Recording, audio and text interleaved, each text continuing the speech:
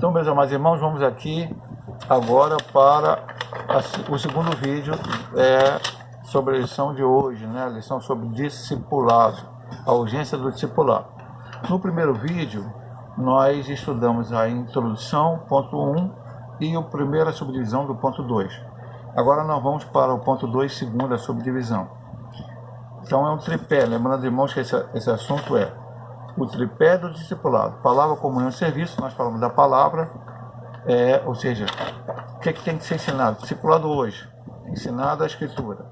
Agora, segundo ponto, comunhão, Atos 2, 42. Eu quero perguntar, pastor, o que está escrito lá 2,42? Nós lemos aqui no início. E perseveravam na doutrina dos apóstolos, na comunhão, no partir do pão e nas orações. Ter tudo em comum e partilhar da mesma crença é comunhão. A palavra grega koinonia, comunhão, significa compartilhar ou participar mutuamente de algum evento comum ou acordo. No Antigo Testamento, a ideia de comunhão diz respeito ao relacionamento da pessoa com o seu próximo. Salmo 33, 1. Ao qual bom e consolável é que os irmãos vivam em união, e nunca do ser humano com Deus.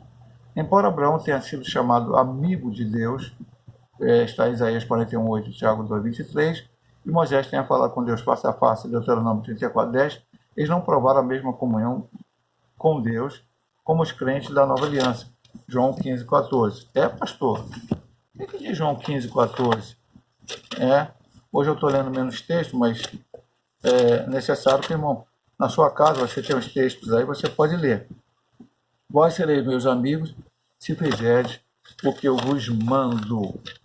A comunhão no cristianismo envolve tanto o relacionamento entre os irmãos, como também com o Pai, com o Filho e com o Espírito Santo. Então, o segundo tripé do discipulado é comunhão. Primeiro ensinar a palavra, depois ter comunhão. Logicamente, no Antigo Testamento, a comunhão era entre pessoas. Mesmo esses que experimentaram experiências tremendas com Deus, eles não alcançaram o que nós alcançamos. O Senhor disse em João 15, vós sereis meus amigos se praticar o que eu tenho mandado. Agora, no Novo Testamento, como é que é isso? É comunhão entre os irmãos, é necessário que tenhamos comunhão. E veja bem, amado irmão, isso é muito importante. Pastor, comunhão entre os membros da mesma denominação. Os metodistas pentecostais com os metodistas pentecostais. Os assembleanos com os assembleanos, os batistas com os batistas. Não, meu amado irmão, comunhão com os irmãos. Nossos irmãos assembleanos são irmãos, os israelianos são irmãos, batistas, presbiterianos, nova vida, mas nada a ver. As denominações sérias que pregam a palavra de Deus são irmãos em Cristo. Precisamos estar em comunhão uns com os outros, todos nós. E a comunhão, como ele diz aqui, citando João 1:3 e 2 Coríntios 13:13, com o Pai, com o Filho e com o Espírito Santo, com a Trindade divina. Precisamos ter comunhão com Deus. Precisamos ter relacionamento com Deus. E assim, se nós tivermos relacionamento com Deus, necessariamente poderemos fazer o discipulado, que é tão urgente para os dias atuais, como estamos aprendendo nessa comunhão.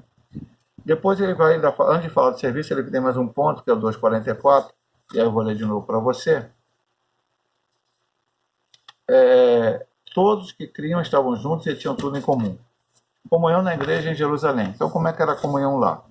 A igreja de Jerusalém, logo nos seus primeiros dias, deu ao mundo uma lição de coinonia. O que o texto sagrado diz é que não se trata apenas de compartilhar algo, mas também de unidade. O coração diz respeito ao centro da vida, a mesma inclinação. A alma é a sede das emoções, fala dos meios da fé e sentimentos. Todos os crentes tinham o mesmo propósito, a mesma esperança, servindo ao mesmo Senhor.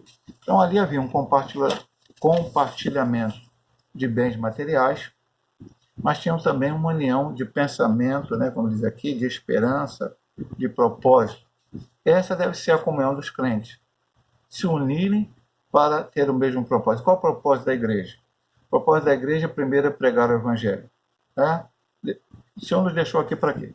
O pastor pode dizer, quando fazer umas festas maravilhosas, festas sensacionais, e aí convidar todo mundo, e aí ver os outros, abraçar e tal. Bom, você pode até fazer isso, louvado seja o nome do Senhor, mas o primeiro objetivo da igreja é pregar o evangelho. E o segundo, como temos visto aqui, está atrelado, a segunda maneira de falar, que não é que um seja mais importante que o outro. Atrelado junto é ensinar, é discipular. Jesus não pregou e deixou e não fez discípulos para lá, deixou para lá, não. Ele pregou e fez discípulos. E ensinou esses discípulos a fazerem outros discípulos e fazerem outros discípulos. Assim é. Jesus fez assim. Aí alguém vai perguntar, pastor, então tem que fazer o G12, como todas as igrejas fazem. Não, meu amado irmão, para com isso. Não tem necessidade. Jesus chamou 12. Ah, por quê, pastor? Eu vou discutir por que 12. Os discípulos, vá lá no Atos dos Apóstolos, tinha algum negócio de grupo de 12? Paulo fez grupo de 12, João fez grupo de 12, Pedro fez grupo de 12, em Efésios tinha grupo de 12, em Corinto tinha grupo de 12. Não, é todo mundo junto. Qual o número de irmãos ali, né? Não, e 12 foram os apóstolos, meu amado irmão. Discípulos não eram 12.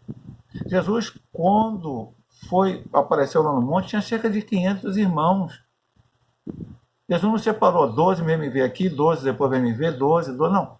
Depois, no dia de Pentecostes, eram 120, cerca de 120 irmãos, receberam o batismo com o Espírito Santo e saíram pregando a palavra.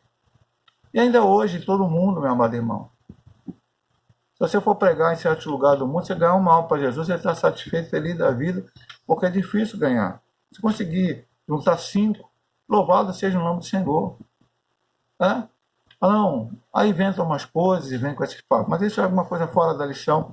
Eu não quero. A igreja estava em comunhão. Ela tinha tudo comum. Só o dinheiro, só a grana, só os bens materiais? Não. Também tinha um sentimento, propósito, esperança de servir a Deus. De pregar o Evangelho, de ensinar a verdade, para que as pessoas pudessem aprender. Vamos para o terceiro ponto desse tripé do discipulado, que é a palavra, comunhão e serviço. Então, serviço. Trata-se de um termo de significado amplo nas Escrituras Sagradas. O termo visto isoladamente quer dizer um trabalho realizado para alguém ou algo seguindo as suas instruções. O termo no Antigo Testamento se relaciona, na maioria das vezes, ao sacerdote do santuário e também a qualquer pessoa temente a Deus. Josué 24:15, onde Josué disse: eu e a minha casa serviremos ao Senhor. Para um serviço para o Senhor. Na primitiva igreja de Jerusalém, o serviço cristão está representado sumariamente na perseverança do ensino dos apóstolos, na comunhão, no partir dos pães e na oração. É isso que Deus espera de cada um de nós no cumprimento da grande comissão. No Antigo Testamento, serviço era. Deus chamava, especialmente, lógico, outras pessoas podiam servir a Deus, mas havia funções específicas. Sacerdotes serviam a Deus. Então ali, levitas, serviam a Deus. Tinha aquele ritual, aquela coisa toda. Josué disse também que ele queria servir a Deus, fazer a sua vontade, cumprir o seu querer. Como no Novo Testamento. A Bíblia diz que nós somos sacerdócio real, porção de geração escolhida, lá em 2 Pedro, capítulo 2, versículo 9. Então, quem é que serve a Deus? Todos os crentes. Vimos na lição, uma das lições agora, né? Quem é obreiro? Obreiro é pastor, presbítero, diácono, auxiliar de trabalho? Não, obreiros são todos nós. Todo aquele que é chamado de Jesus é um obreiro. Um será um pastor, outro é um presbítero, outro não terá nenhum cargo na igreja, mas é obreiro. Ele vai fazer a obra de Deus, ele vai evangelizar, ele vai pregar, ele vai ensinar, ele vai fazer tudo o que tem que fazer para a glória de Deus. Então, diz como é que funcionava eles.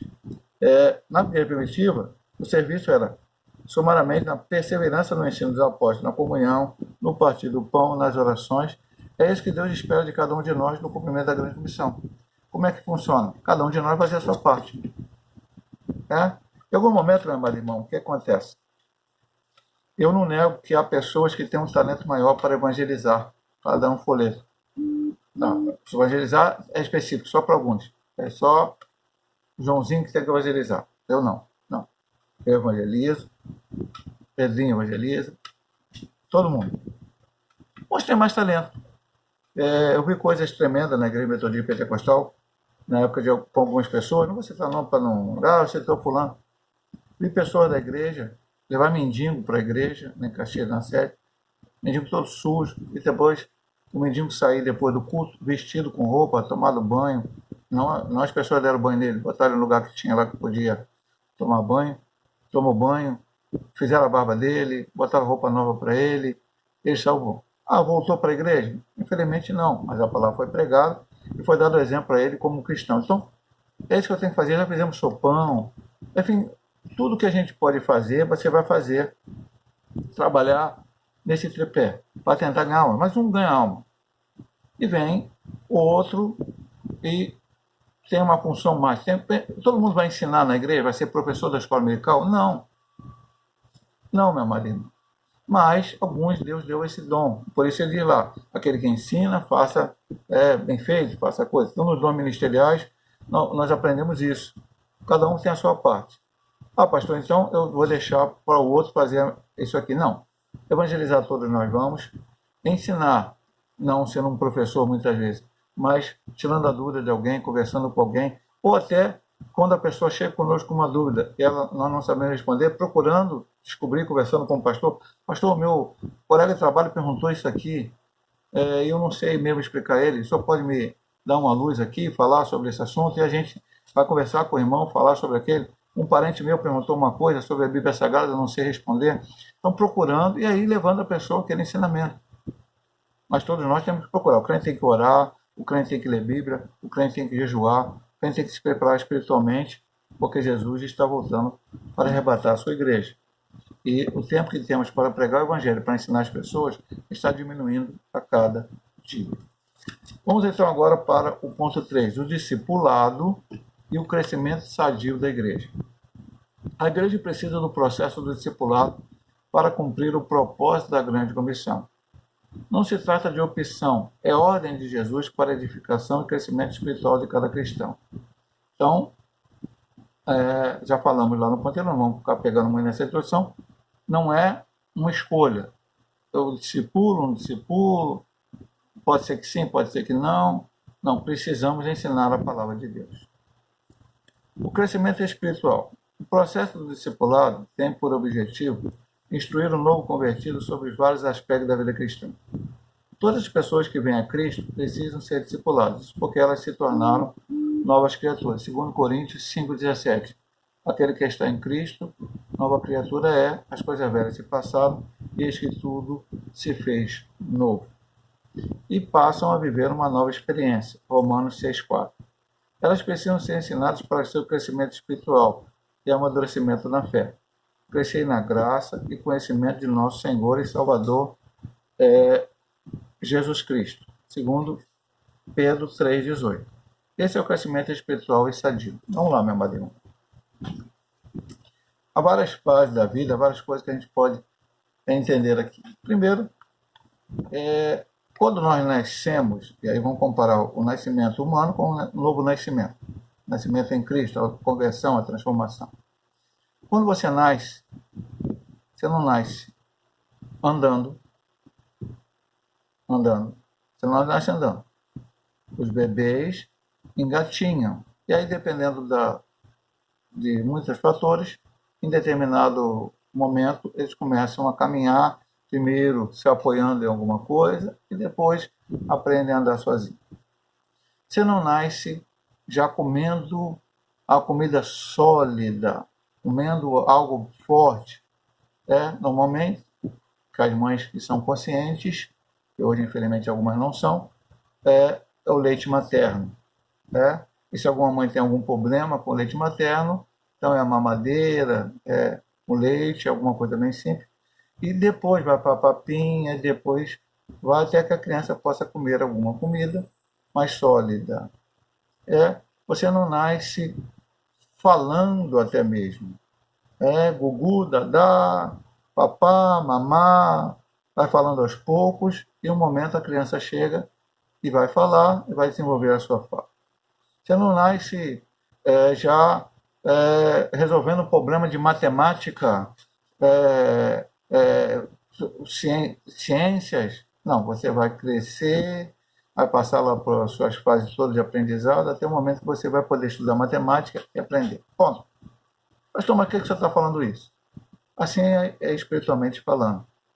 A criança, você nasce, é uma criança espiritual, e como Paulo diz, você recebe o leite. Aí você precisa crescer. Então tem dois aspectos aqui. Primeiro, aquele que é novo convertido, nascido de novo, precisa querer crescer. E aqueles que já são maduros, precisam querer ensinar. E aí, nós vamos falar uma outra coisa, bem importante, que eu tenho falado muitas vezes na igreja e na escola dominical. Eu sempre tenho falado, como é que eu prego? Eu prego mais com ações e atitudes do que com palavras. Vou deixar de pregar, pastor? Não, vou pregar. Mas funciona também para o ensino. Tenho que ensinar e viver aquilo que estou ensinando. Não adianta eu ser um professor da escola dominical, ou até mesmo um pastor, ensinar as pessoas que devem fazer aquilo que a Bíblia ensina, aquilo que a Bíblia ensina, meu amado irmão. Não é o que muita gente está ensinando hoje.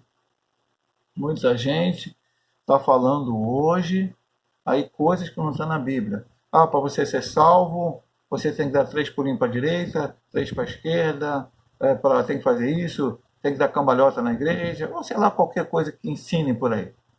Né? Não, é ensinar a Bíblia. É ler Bíblia e aprender Bíblia, é ensinar a Bíblia.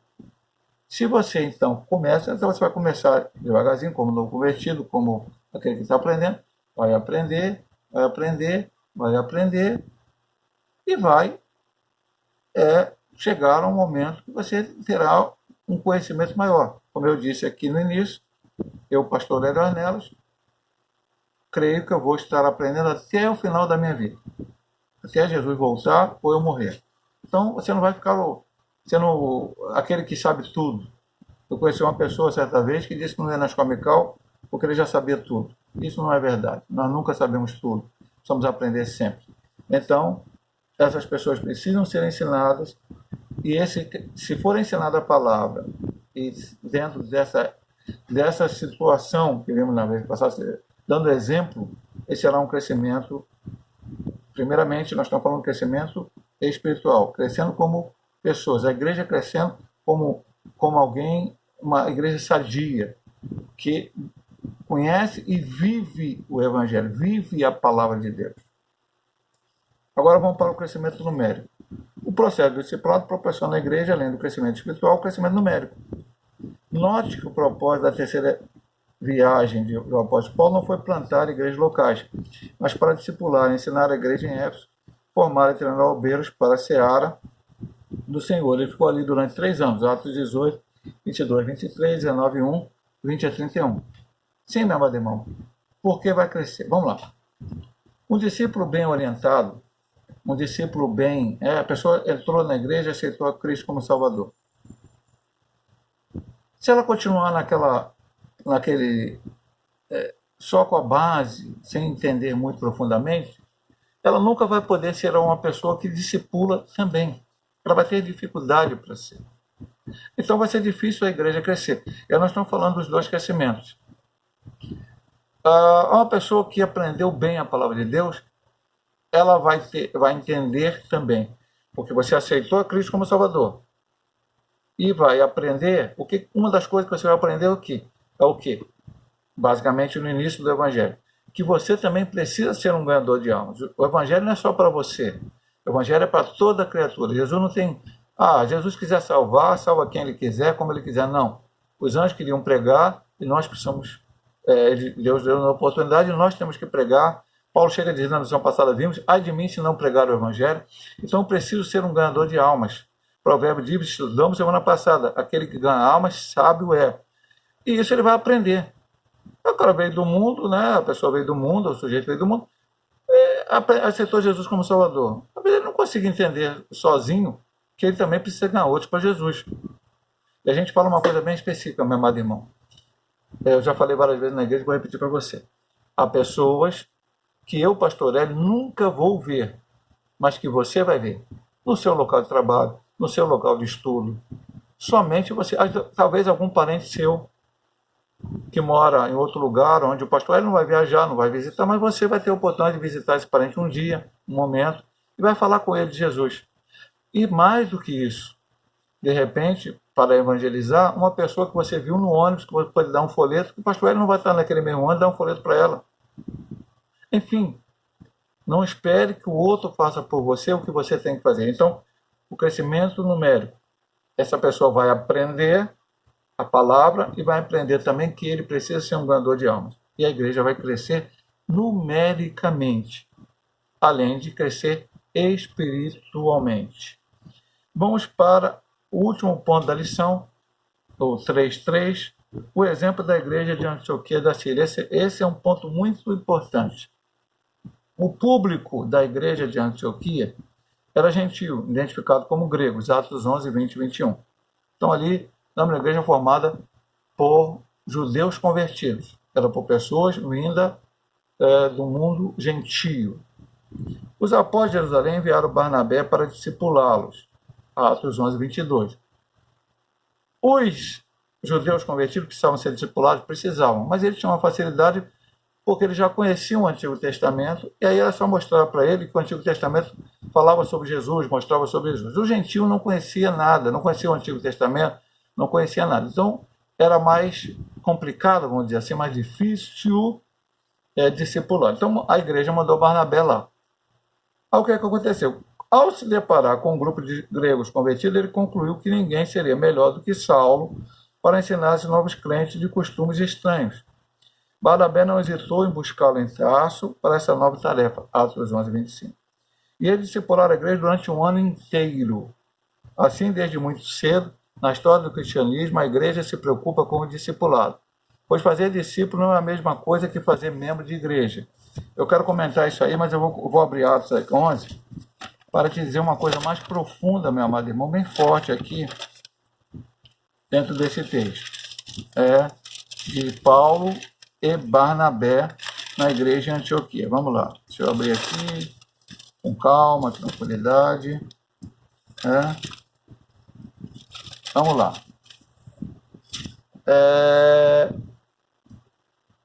O evangelho é pregado em Antioquia. Vamos lá, a partir do 22. E chegou a fama dessas coisas, ou seja, esse pessoal tinha se convertido, de Antioquia, aos ouvidos da igreja que estavam em Jerusalém, enviaram Barnabé até Antioquia. O qual, quando chegou, viu a graça de Deus, se alegrou e exortou a todos com firmeza de coração permanecesse no Senhor. Porque era homem de bem, cheio do Espírito Santo e fé. E muita gente se uniu ao Senhor. Partiu Barnabé para Tarso a buscar Saulo, e achando, o conduziu a Antioquia. E sucedeu que todo um ano se reuniram naquela igreja e ensinaram muita gente. E Antioquia foram discípulos pela primeira vez chamados cristãos. O que era cristão, pastor? A princípio, meu irmão, quando a gente estuda esse assunto, era quase um apelido. A chamaram cristão o quê? Porque seguiam a Cristo? Sim, também. Mas porque, mais do que isso, era um apelido. Olha lá os pequenos cristos. Porque a partir do ensinamento de Barnabé e de Saulo, durante um ano, aquelas pessoas convertidas dos gentios, os gregos, vieram sem conhecer a Deus, e aí aprenderam, se converteram, foram discipulados, e eles passaram a ser parecidos com Cristo. É este o objetivo do discipulado. Vamos ser iguais? Não, todos nós somos pecadores. A medida do varão perfeito só será obtida no céu. Paulo não disse que era perfeito, Pedro não disse que era perfeito, João não disse que era perfeito, e ninguém hoje poderá dizer que não erra, que não peca. Nós pecamos, mas precisamos chegar o mais próximo possível. Isso só vai acontecer com o discipulado, ensinamento, palavra de Deus para as pessoas. Então a igreja de Antioquia tem esse exemplo. Veja bem o que ele diz no final. Assim, desde muito cedo na história do cristianismo, ou seja, lá no tempo de Barnabé e Saulo, a igreja se preocupa com o discipulado. Pois fazer discípulo não é a mesma coisa que fazer membro de igreja. Mas por que o pastor Ezequias Soares quis falar com isso? Hoje está sendo feito membro de igreja. A pessoa aceita Jesus hoje e se batiza hoje mesmo, não se ensina nada, e às vezes já bota até a pessoa para pregar na igreja. E muitos têm se desviado. Eu vou falar sem citar nomes. Cantora de funk que entrou para a igreja, começou a gravar gospel, daqui a pouco voltou para o funk. É cantor sertanejo que entrou para a igreja, começou a cantar música evangélica, depois se arrependeu, voltou para o sertanejo. Isso aí está na internet direto, meu irmão. Porque no meio gospel não ganha muito dinheiro. E essas pessoas foram colocadas, foram dando testemunho. Enquanto você vê aí que entraram para a igreja, se tornaram membros.